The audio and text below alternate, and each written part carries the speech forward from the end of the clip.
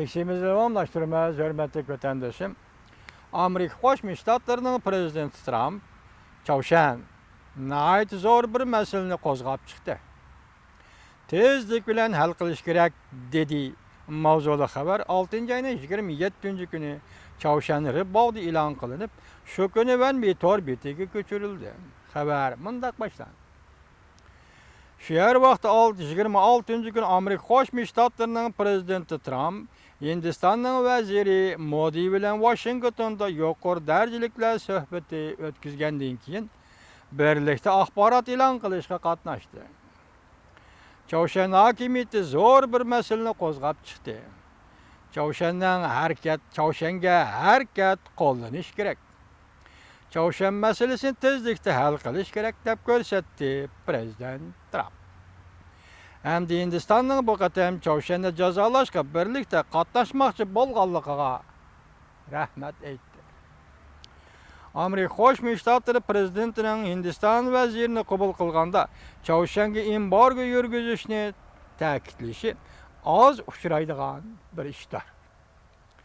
Xabarlarga asoslangan prezident Tramp kelar oyda Germaniyada o'tkazilgan 20 davlat boshliqlari yuqori darajaliklar yig'inida Rossiya Federatsiyasi prezidenti Vladimir Putin bilan suhbat o'tkazib, Chavshan masalasini hal qilishga izlanadi.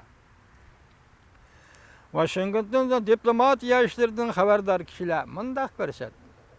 Prezident Tramp dal hozir Chavshanga embargo yurgizadigan xalqaro tor yasamoqda.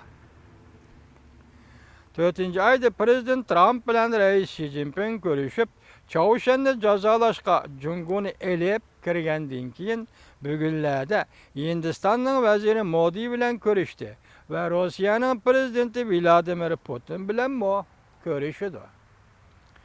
Navbatda Hindiston bexatarlik komitetining qaroriga asoslanib, Chavshanga qurol eksport qilishni to'xtatib, hamda yemak-ichmak va dori materiallari eksport qilishni butunlay to'xtatdi. Hindiston hukumati shu kuni Amerikadan harbiy aslahalar setib olishni qaror qildi. Bunga prezident Tramp rahmat aytib, mundaq dedi. Amerika Hindiston ikki davlat munosabati intayin kuchli.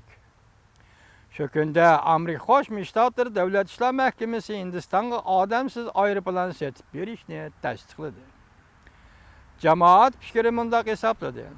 Amerika Jungo bilan qarshilashib turganda Hindistonga yuqori qurol-yarog'larni setib berish qaror qilindi. Chavshanni jazolashga passiv pozitsiya tutayotgan Jungoga tahdid solishni maqsad qilmoqda.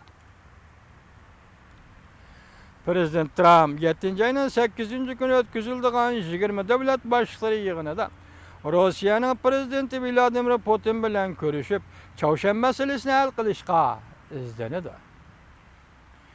5-oyning boshlarida prezident Tramp bilan prezident Vladimir Putin telefonda so'zlashib, shu chaqda Oqsaroy Chavshanning intayin xatarlik ahvolini nazarda tutib, ikki davlat boshliqlari hal qilishning yaxshi chorasiga izlanadi deb ko'rsatgan.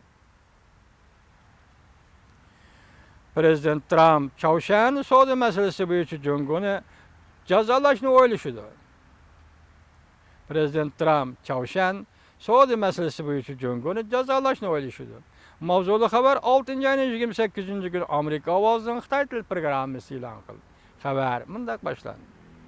Amerikalik 3 nafar yuqori darajalik amaldor mundaq ko'rsatdi. Prezident Tramp Jungo Chavshan masalasida hech qanday ish qilmaganligi tufayli Jungo Chavshan masalasida hech qanday ish qilolmaganligi tufayli Jungo Amerika savdo talash tortishida Jungoni jazolashni o'ylashdi. Diqqat eting. Bu 3 nafar amaldor yana mundaq ko'rsatdi.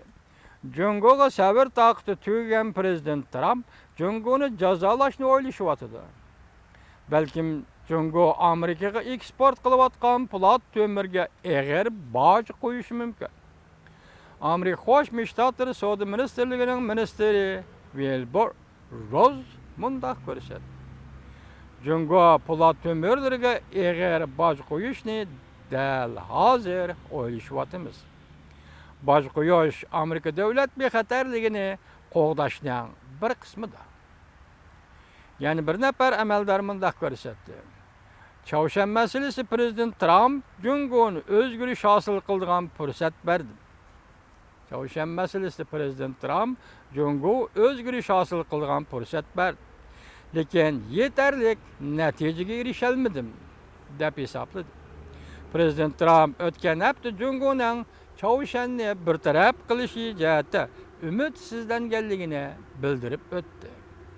Prezident Trump Twitter'da fikir kaldırıp mundaq ko'rsatdi. Gerçi men Reis Xi Jinping'a Jungo'nun Çavuşan meselesi yordam qilishga tirishchanlik ko'rsatganligiga rahmat aytgan bo'lsam-mu. Lekin ko'rsatgan tirishchanlik hech qanday unum bermedi. Faqat men Jungo'nun sinab baqqanligini bilaman. O'tgan haftaning 4-kuni davlat bexatarligi maslahatchisi Mark Mattis va Bog' Aqsaroyning yuqori darajalik maslahatchisi Kushner bilan birlikda Aqsaroyda Jungo davlat mahkamasining a'zosi Yang Jiechi'ni qabul qildi, ko'rishdi. Prezident Trump ko'rishga qatnash va ko'rish ko'rsatdiki, bu ko'rishdan xabardor bo'lgan 2 nafar amaldor mundaq ko'rsatdi. Jungo'nun Çavuşan meselesida ilgirlishiga erishishda chorasiz qolganligi muhokama temiz bo'ldi. Masalan, Kushner apandi va McMatis bilan Yang Jiechi Aqsaroyda ko'rishdi dedi. Lekin shu ko'rishishda mayli Kushner apandi bo'lsin, mayli davlat bexatarligi maslahatchisi McMatis bo'lsin, dediki, Jungo Çavuşan meselesida qilmoqchi bo'lgan ishni qilolmadi, shunga chorasiz qoldi. Biz bu meseleni muhokama qilamiz deb shu ko'rishda muhokama qildik.